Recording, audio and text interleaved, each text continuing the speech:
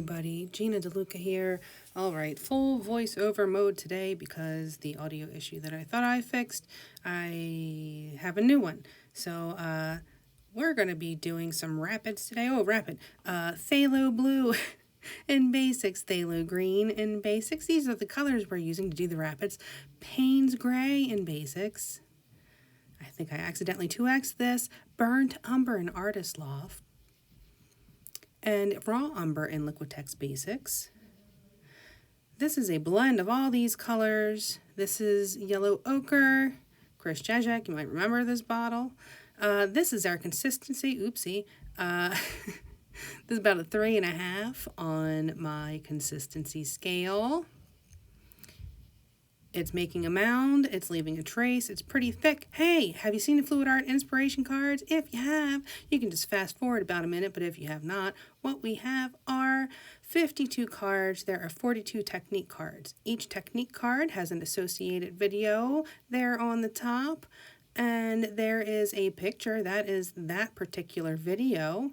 There's a box that has a tip in it for that particular technique, and at the bottom you will find a color palette associated with that particular painting. There are these two boxes. Those two colors can be used together as a two-color pour or as the basis of another pour. There are also 8 bonus color palette cards. Each one has 5 color palettes. You can use all of the colors or just use some of the colors. I'm a big fan of limited palettes, so just pick 2 or 3 and make the magic happen. And if you combine all of these color palettes with all of these techniques, you have hundreds of thousands of combinations to choose from. And these cards are available at my website, ginadeluca.net. Okay, here we go. Laying down the base coat. This is a wet on wet painting. So I need a wet base coat. And this is an Impressionist painting, so it is not supposed to look perfect. This is the tool I'm using. That is a skewer that I cut in half and use sandpaper to get that beveled edge. And then that was the little palette knife I was using. It's a number 2. Now I'm sketching out my composition. So I have the water on the right, I have the rocks on the left, and now I'm putting in the little pool area where the water is landing from the little waterfall area. Okay. So now, this is going to look like a hot mess for a while. In order for me to get the effects that I was going for, I was going through a lot of trial and error. But also, it is just kind of the process of blending and highlights and shadows and blending and highlights and shadows. So you just keep going and going and going. And because this is a wet on wet technique, much like if, oh, see, I didn't like how that was working out, so I switched to that palette knife. And I'm getting that base color in there. That is just like kind of the underpainting, sort of. Now for the rocks. But yeah, much like with watercolor, if you are doing a wet on wet painting, you need that wet surface to stay wet the whole time. So you go from one section to another section. Don't work on one section too long because you don't want another section to dry. So this is the technique that I'm using here. I will keep going from one section to another to make sure that it's not setting up on me. The more I move it around, the more time I will have with it. I use Floetrol. These paints are mixed 1 part paint to about 2 parts Floetrol, but really I use as much Floetrol as it takes to get it to the consistency that I wanted. And Floetrol is a work time extender. So if I want something to set up quickly, I may not use Floetrol, or if I do use Floetrol, I will add something like Liquitex pouring medium to it to get it to set up quicker. So you can see I'm kind of laying in some more of those original mid-tones, and now back with the highlights and shadows and highlights and shadows. And this, the fluid art, the fluid acrylics really lends itself to creating water so beautifully. It's magical. And it may look like sometimes it's getting blended in and disappearing, but it's actually lightening that area just a bit. So that's why that brown may have looked like a really weird choice to put in there, that like kind of a mix between peanut butter and mustard. But when you look at a river, it is quite often, you have those greenish brown undertones, because you can see what is underneath shining through. The rocks that I was working on, they were a challenge. I know that when I just start, it's not going to look like rocks, but they were really looking kind of silly up there until I got them to where I wanted them, which took a while. So basically, these paints are all custom blended from those colors. The main color is the Phthalo Blue, Phthalo Green, a bit of titanium white, and the raw Umber. That tones it down, that makes it a more muted color. Otherwise, it would look more like the tropics. And that's kind of not what we're going for, right? Because it's more of a river. So it would have more of a river look to it.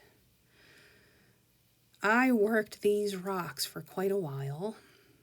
Kept going back to them, like, no, I'm not liking. Eventually, I get it to a place where I like it, and I was actually pretty pleased with how this painting came out. It took, the original video was 2 hours and 23 minutes. My camera ran out of battery. As soon as I stopped the video, I took a picture and it shut off. So I made it in just under the wire.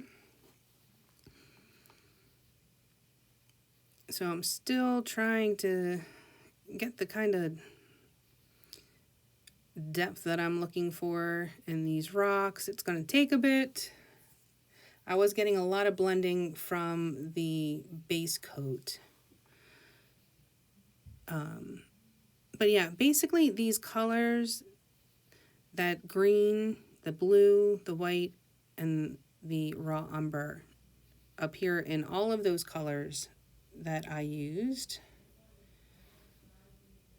But they're custom blends, and, if you want to try this yourself, I really do recommend just finding a picture that you like and working from that. I mean, you can get your color palette from that and figure out where your shading would be and whatnot. I did use a reference photo for this. It was from Pixabay, so it was free, and I changed it a whole lot. Basically, it was just the basic composition that I used. I was just looking at the water, the way that the water was cascading. Pretty much everything else is some crazy creation that just happened. And I was blending colors on the side, trying to get shades that I wanted. So I could tell you what is in all these colors, but it really wouldn't help you because it's a little bit of all of those colors that I showed you. Varying degrees of it. Sitting down and playing with colors, I will take a piece of paper and on the side I will mix colors together to see how they blend together. If I throw in a third color, I want to see how it's going to blend with the other two and how they all blend together. This is a really good way to make sure that you're not getting muddy colors unless you want them. You know, I'm doing rocks over there, so, you know, if I wind up with muddy looking colors, I'm not going to cry about it because that is nature, right? But in the end, they did not wind up looking muddy. Okay, so now I'm working this bottom corner because I haven't worked that yet, and it's going to get dry if I don't. Got to keep the paint from getting a skin on it. So I'm just laying in, that is titanium white with a touch of that base color in it. So it's actually like a very, very pale greenish blue. It just appears white next to it, next to the other colors. If you use true white, sometimes it's too stark unless you're using it for highlights. And even then, sometimes I'll still tint it. That pure white doesn't really happen often in nature. You look at snow. Snow either has a slightly blue tint to it or a yellow tint, whatever it's reflecting. Okay, speaking of reflecting. So now I'm putting in some of that lightest color, putting in my lightest highlights, and keeping in mind the direction of the water. This is so important. This is how you are fooling the eye into believing that it's 3D. This is what gives it dimension.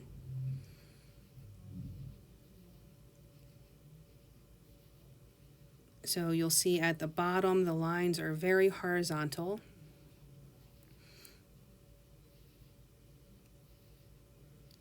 And as it gets towards the top of the painting, it's a bit more of an angle.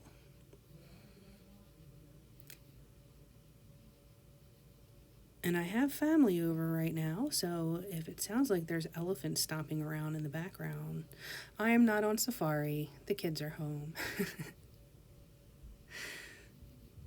All right, so more of the highlights. And you'll see the more of that you start to bring in, it starts coming to life. And then you bring in the shadows and it's just like, oh man. It's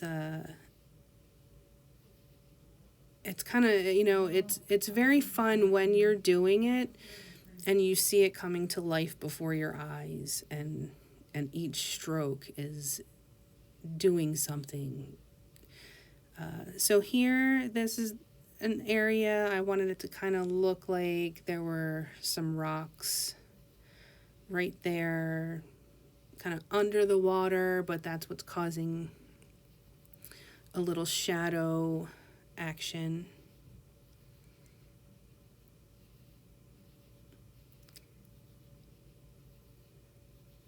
And the shadows and the highlights. I do have a paper towel that I'm wiping my tool off with in between these swipes.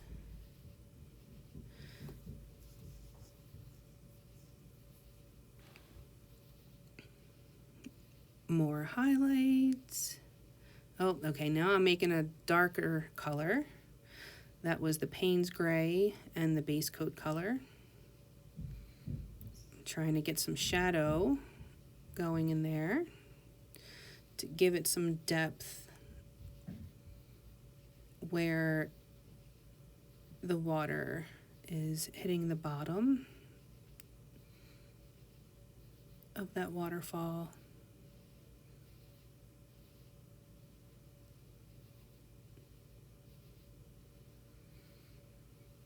And if you are uncomfortable doing this with paint, I cannot recommend enough trying this with pencil.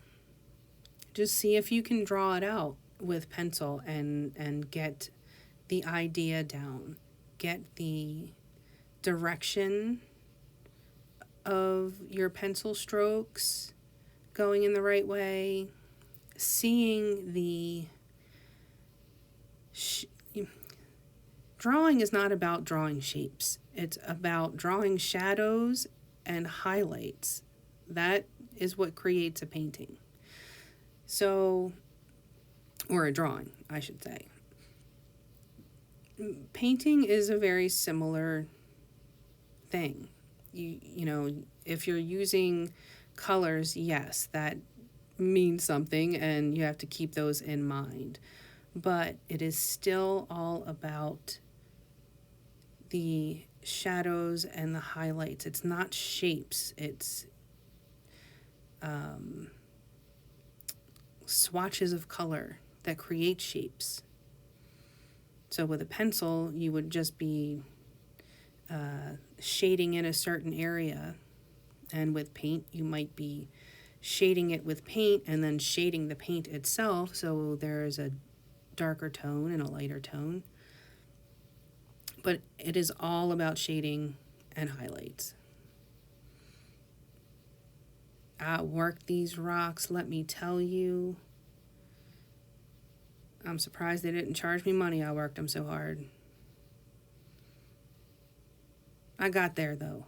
That's the thing. That's another thing. So if you start doing one of these paintings and you're just like, oh, this is terrible. It doesn't matter. Just keep going. Keep going until it looks like something. Knowing when to stop is important. But when you're doing this with fluid acrylics, they will tell you when you need to stop. It gets to a point where it starts to set up and you can't really push the paint around anymore.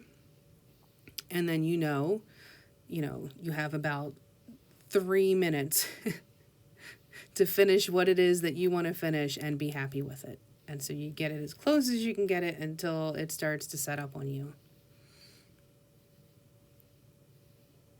Yeah, see, now it's starting to come together. I'm using that Paynes Grey as my deepest shadow.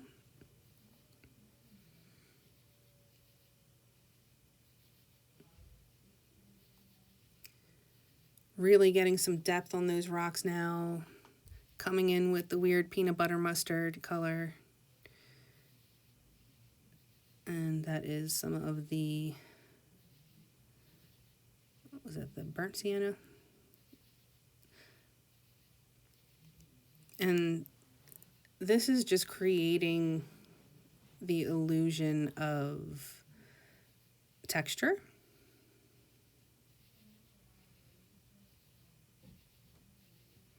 And I'm just messing with it until I'm like, yep, that looks like a rock. Okay.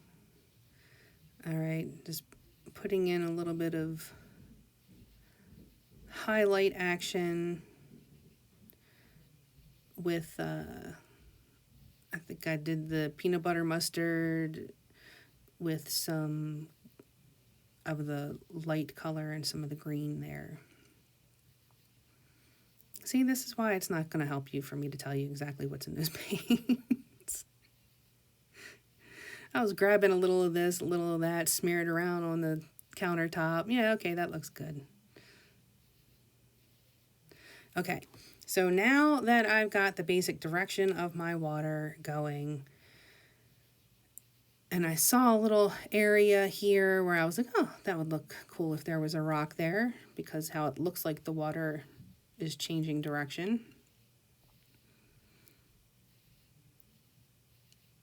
So I'm just putting in, I think that's the Paynes Grey. The Paynes Grey is also mixed with the green and a bit of that raw umber. If you put a bit of one of your paints in all of your paints, they will appear more homogenous. I don't know if I said that already. I said it while I was painting. Don't know if I said it in the voiceover. But yeah, so if you have one color that is in all of your colors, and in something like this, it's a good idea to make it whatever your base color is, because that's going to be blending with everything anyway. Making little splashy splashes there.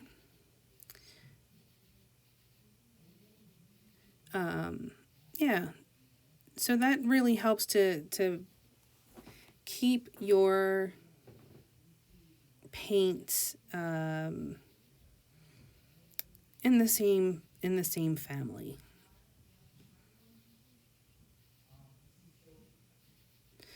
So I'm feeling like this little area here needs a little bit of a little more frothiness. I'm seeing some froth there. And again, working out the direction of the water rippling. And there's Satchmo in the background, wanting to come in.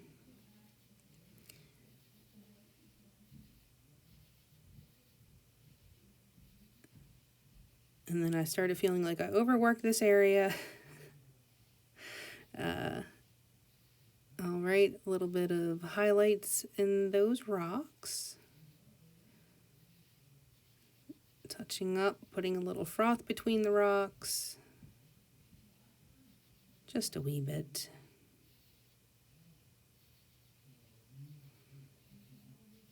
A little bit of highlights on the edges. And yeah. So I went back to this area. I put more of my mid-tone in there because it was looking a little too blendy. Okay, here it is. As with all of the fluid art impressionist work that I do, it looks better from a distance. It's more realistic from a distance. If you look at a Monet up close, you can't even tell what you're looking at. I am not comparing myself to Monet. But, hey, maybe I'll call myself Flonay. So here is like the shadow area, which makes a huge difference in the depth there. The angle of the water, how like here it is completely horizontal and then it starts to spread outward, fan out a bit. That is what gives it that appearance of being concave. The splashes on the rocks really add a lot there. And the rocks, those beasts. There we have it. I hope you learned something. I hope you enjoyed. Please do like, share, and subscribe and all that good stuff. If you're so inclined, help me stay in the algorithm. It is greatly appreciated. In the description box, you will find the links to my website, GinaDeLuca.net, where you can find my art and music and fluid art inspiration cards. You will find my Amazon link. Anything that you purchase off the entire site of Amazon, I receive a small commission of at no additional cost to you. And of course, our Facebook group, Go Make Some Art. Join us there. Post your masterpieces. Ask your questions. Get some inspiration. Hopefully, y'all will get some inspiration from this and try something new.